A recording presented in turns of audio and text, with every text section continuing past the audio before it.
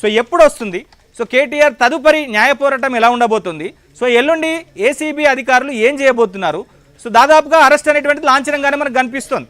So arrest చేస్తే ఎప్పుడు చేస్తారు? మా ప్రతినిధి ప్రవీణ్ ఉన్నారు హైకోర్టు దగ్గర. సో ప్రవీణ్, అసలు ఏం జరగబోతుంది? కేటీఆర్కు ఉన్నటువంటి అవకాశాలు ఏంటి? ఎందుకంటే హైకోర్టు తీర్పును ఆయన సుప్రీంకోర్టులో ఛాలెంజ్ చేసేటువంటి అవకాశాలను దానికి సంబంధించినటువంటి ఏర్పాట్లలో ప్రస్తుతం కేటీఆర్ ఉన్నారు.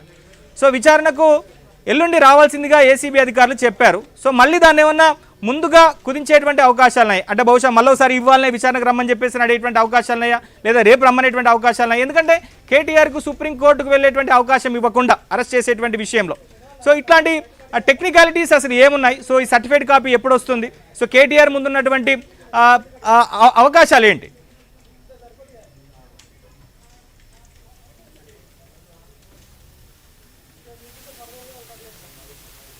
ఉంటుంది సుప్రీంకోర్టులో మాత్రమే తను రిలీఫ్ పొందాల్సినటువంటి అవసరం ఉంటుంది. అంటే ఇది క్రిమినల్ పిటిషన్ కాబట్టి డివిజన్ బెంచ్ ఇచ్చినా సింగిల్ బెంచ్ ఇచ్చిన క్రిమినల్ పిటిషన్ లో డైరెక్ట్ గా ఛాలెంజ్ చేయాలనుకుంటే ఖచ్చితంగా సుప్రీంకోర్టుకు వెళ్లాల్సినటువంటి అవసరం ఉంటుంది. ప్రస్తుతం ఈ వ్యవహారానికి సంబంధించి ఇప్పటి వరకు తీర్పు ఇచ్చిన తర్వాత ఈ తీర్పు కాపీ రావాలంటే మధ్యాహ్నం 3-4 గంటలు అయ్యేటువంటి అవకాశం ఉంటుంది. సాయంత్రానికి సర్టిఫైడ్ కాపీ వాళ్ళ చేతికి చేరేటువంటి అవకాశం అయితే కనపడుతుంది.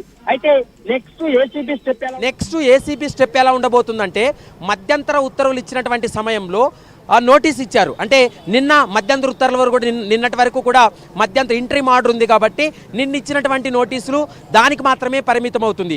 ఈరోజు Telangana high court quash petition dismiss చేసింది కాబట్టి ఆ నోటీస్తో పని లేకుండానే అరెస్ట్ చేసేటువంటి అధికారం ఏసీబీకి ఉందనేది ప్రస్తుతం న్యాయ నిపుణులు చెప్తున్నటువంటి మాట. నిన్న నోటీస్ ఇచ్చారు కదా, 9వ తేదీ వరకు కూడా ఏసీబీ ఆగాల్సినటువంటి అవసరం ఉంటుంది అనేది చర్చ జరుగుతున్నటువంటి నేపథ్యంలో దానికి అవసరం లేదు. ఇంటరీమ్ ఆర్డర్ ఉన్నటువంటి సమయంలో ఇచ్చినటువంటి నోటీస్ వాల్యూ ఉండదు కాబట్టి ఇప్పుడు ఒకవేళ ఇప్పటికిప్పుడు ఏసీబీ అధికారులు కేటీఆర్ను అరెస్ట్ చేయాలనుకుంటే ఖచ్చితంగా అరెస్ట్ చేసుకోవచ్చు అనేటువంటి అంశాన్ని న్యాయ నిపుణులు కూడా చెప్తున్నటువంటి మాట కనపడుతుంది. ఇప్పటికే ఏదైతే గ్రీన్ కోకు సంబంధించినటువంటి కంపెనీలు అనుబంధ సంస్థలు ఏవైతే ఉన్నాయో ఆ సంస్థల్లో ఇప్పటికే ఏసీబీ అధికారులు తనిఖీలు కొనసాగిస్తున్నారు. గత 15-20 నిమిషాల క్రితమే ఆ కంపెనీలకు వెళ్లి సోదాలు కొనసాగిస్తున్నారు. ఈ రోజు సాయంత్రం రేపు ఉదయంలోగా కేటీఆర్ పైన చర్యలు తీసుకునేందుకు ఏసీబీ అధికారులు అయితే సిద్ధపడ్డారనేది మనకు సమాచారం అందుతుంది.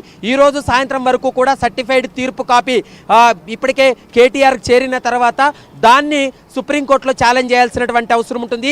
ఆ అవకాశం కూడా ఇవ్వకుండా కేటీఆర్ పైన చర్యలు తీసుకోవాలనేది ప్రస్తుతం ఏసీబీ అధికారులు కూడా భావిస్తున్నటువంటి పరిస్థితి. ఇక ఈరోజు ఇచ్చినటువంటి తీర్పులో కీలకమైనటువంటి అంశాలు ఏంటంటే అంటే తీర్పు డిస్మిస్డ్ అని చెప్పిన తర్వాత అంటే తీర్పులో కేటీఆర్ వేసినటువంటి క్యాష్ పిటిషన్ డిస్మిస్ అని చెప్పిన తర్వాత వాళ్ళ తరపు న్యాయవాది ఒక మెన్షన్ చేయడం జరిగింది. నాట్ టు అరెస్ట్ ఇవ్వాలి, విచారణకు సహకరిస్తామంటూ కూడా చెప్పినప్పటికీ కూడా ఇందులో ఇన్వెస్టిగేషన్ ప్రాసెస్లో కానీ ఏసీబీ కేసులో మేము తల దూర్చమైనటువంటి అంశాన్ని న్యాయస్థానం కూడా స్పష్టం చేసింది. కాబట్టి ఏ నిమిషమైనా కూడా కేటీఆర్ని అరెస్ట్ చేసేటువంటి అధికారం ఏసీబీకి ఉంటుంది. మరి ఈరోజు